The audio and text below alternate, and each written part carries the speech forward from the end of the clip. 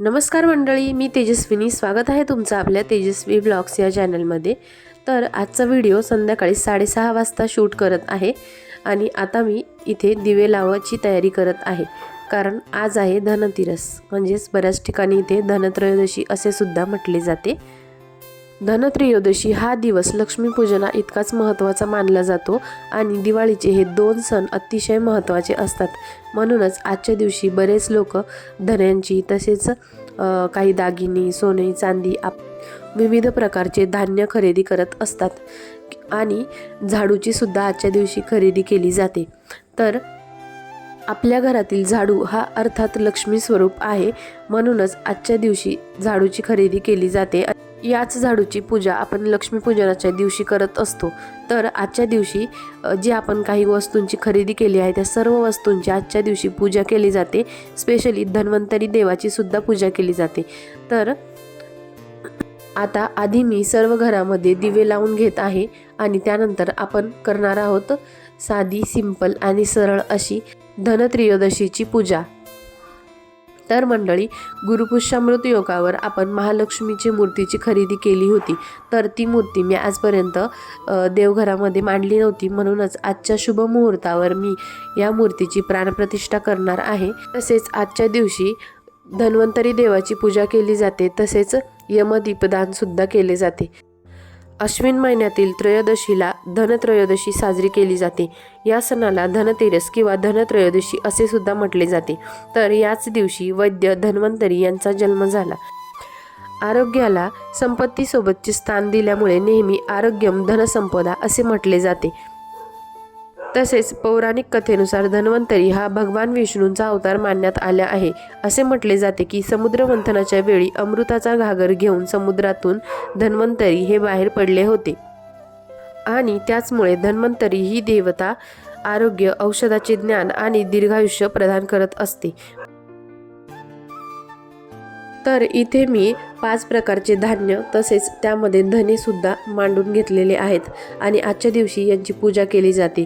तर आपल्याला जगण्यासाठी फक्त पैसा याचीच गरज नसते, तर आपण जे खातो, ज्याच्यावर आपण जगत असतो ते म्हणजे आपलं अन्न आणि त्याचसाठी आपण सगळेजण कष्ट करत असतो आणि पैसे कमवण्यासाठी झटत असतो. तर त्याच धान्याची सुद्धा आजच्या दिवशी पूजा केली जाते. तर इथे मी सगळ्यात आधी गणपती बाप्पाची मांडणी करून घेतली आणि त्यांची पूजा करून घेतली. त्यानंतर लक्ष्मी मातेची मूर्ती घेऊन तिला पंचामृताने अभिषेक केला.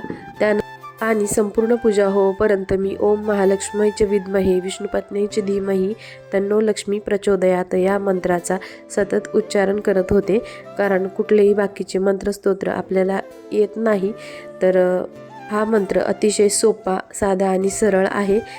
तर ज्या देवाची प्राणप्रतिष्ठा आपण करत आहोत त्या देवाचा मूल मंत्र म्हणून आपण त्या देवाला अभिषेक केला, तसेच त्याची पूजा केली तरी सुद्धा चालते. तर आता इथे माझा मूर्तीला अभिषेक करून झालेला आहे आणि स्वच्छ कपड्याने कोरडी करून मग आपण त्या मूर्तीची स्थापना करणार आहोत. तर हेमा राजाचा पुत्र आपल्या 16व्या वर्षी मरण पावणार होता. आपल्या मुलाला जीवनातील सर्व सुख मिळावे यासाठी राजा राणी त्याचे लग्न करतात आणि लग्नानंतर 4थ्या दिवशी तो मृत्यू पडणार असे त्याला सांगण्यात आले होते. त्या रात्री त्याची पत्नी त्याला झोपू देत नाही. त्याच्या अवतीभोवती सोन्या चांदीच्या मोहरा ठेवल्या जातात. संपूर्ण राज्याचा महल हा दिव्यांनी उजळून निघतो. त्यावेळी वेगवेगळी गाणी आणि गोष्टी सांगून जागे ठेवले गेले. त्यावेळी यम राजकुमाराच्या खोली सर्परूपाने प्रवेश करण्याचा प्रयत्न करतो, तेव्हा त्याचे डोळे हे सोन्या चांदीने दिपतात. त्यामुळे पुन्हा यम आपल्या यमलोकात परततो. तिने राजकुमाराचे प्राण वाचवलेले असते. म्हणूनच या दिवशी यमदीपदान केले जाते. या दिवशी संध्याकाळी घराबाहेर दीप लावून त्याचे वातीचे टोक हे दक्षिण दिशेस करता आणि त्यानंतर या दिव्यास नमस्कार केला जातो आणि असे केल्यामुळे अपमृत्यू टळतो असा समज आहे. तर बऱ्याच ठिकाणी असे दीपदान केले जाते.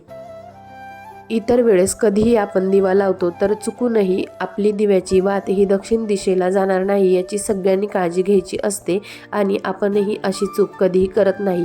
पण मंडळी आजच्या दिवशी अशा प्रकारे दिवा लावला जातो, कारण आजच्या दिवशी या गोष्टीला खूप जास्त महत्त्व आहे। तर चला, आता इथे माझी देवीची मूर्ती मांडून झालेली आहे आणि मी इथे ठेवलं होतं वैभवलक्ष्मीचं व्रताचं पुस्तक, कारण माझ्याकडे वैभवलक्ष्मी किंवा महालक्ष्मीचा असा फोटो नाही आहे, फक्त मूर्ती आहे आणि कॉईन आहे।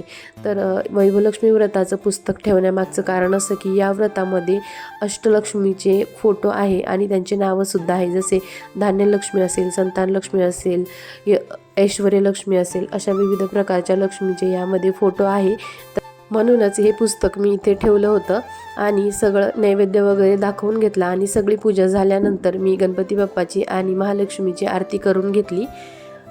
तर अशा पद्धतीने आजची धनत्रयोदशीची पूजा मी केलेली आहे। तर आणि संपूर्ण पूजा आणि आरती झाल्यानंतर मग मी महालक्ष्मी अष्टक म्हटले, कारण या पुस्तकामध्ये संपूर्ण माहिती दिलेली आहे, तसेच आरतीसुद्धा या पुस्तकामध्ये आहे आणि महालक्ष्मी अष्टक तसेच विविध प्रकारचे मंत्रस्तोत्र या पुस्तकामध्ये असतात। तर ही पूजा करत असताना शूट करण्यासाठी कोणीही नव्हतं, तर मुलंसुद्धा खूप त्रास देतात, तर मग त्यामुळे आधीच्या व्हिडिओमध्ये बघितलं की माऊ अजिबात काही करू देत नव्हती। तर मिस्टर दोन्ही मुलांना घेऊन बाहेर गेलेले आहेत, म्हणूनच मग निवांतपणे आपल्याला पूजा करता आली। तर मला जसं शूट करायला जमलं तसं मी प्रयत्न केलेला आहे। तर बऱ्याच गोष्टी डिटेलमध्ये नाही शूट करता आल्या, पण मी सांगण्याचा प्रयत्न केला आहे, तसंच दाखवण्याचा सुद्धा प्रयत्न केलेला आहे। दररोजच्या पूजेमध्ये जरी मला देवीचं कुंकुमार्चन करता आलं नाही, तरीसुद्धा मी किमान एक वेळा तरी महालक्ष्मी अष्टक किंवा श्रीसूक्त किंवा मग जो मंत्र तुम्हाला मी मगाशी सांगितला तो मंत्र म्हणून किमान एक वेळा किंवा 11 वेळा तरी कुंकुमार्चन पद्धतीने श्रीयंत्रावर टाकत असते, म्हणजेच कुंकुमार्चन करण्याचा प्रयत्न करत असते। तर अशी असते माझी साधी सिंपल अशी पूजा। तर मंडळी, तुम्ही सगळ्यांनी सुद्धा धनत्रयोदशीची खूप छान अशी पूजा केलेली असेलच। तर अशी होती माझी सिंपल अशी पूजा। तर कशी वाटली तुम्ही कमेंट बॉक्समध्ये नक्की सांगा। तसेच धनत्रयोदशी आणि दिवाळीच्या प्रत्येक सणाच्या तुम्हा सगळ्यांना खूप खूप शुभेच्छा। आणि मंडळी, आजचा व्हिडिओ जर तुम्हाला आवडला असेल तर व्हिडिओला लाईक करा आणि चॅनलला सबस्क्राईब करा। तसेच मंडळी, या पूजेमध्ये जर माझं काही राहिलं असेल किंवा काही करायचं चुकलं असेल तर तुम्ही कमेंटमध्ये नक्की सांगा। त्या गोष्टी सुधरवण्याचा आणि व्यवस्थित प्रकारे करण्याचा मी पूर्ण प्रयत्न करेल। तर अशी आहे माझी सिंपल अशी पूजा। अपेक्षा करते की आजचा व्हिडिओ तुम्हाला आवडला असेल आणि व्हिडिओ जर आवडला असेल तर व्हिडिओला लाईक करा आणि चॅनलला सबस्क्राईब करा। उद्या पुन्हा भेटूयात एका नवीन व्हिडिओसोबत। तोपर्यंत बाय बाय।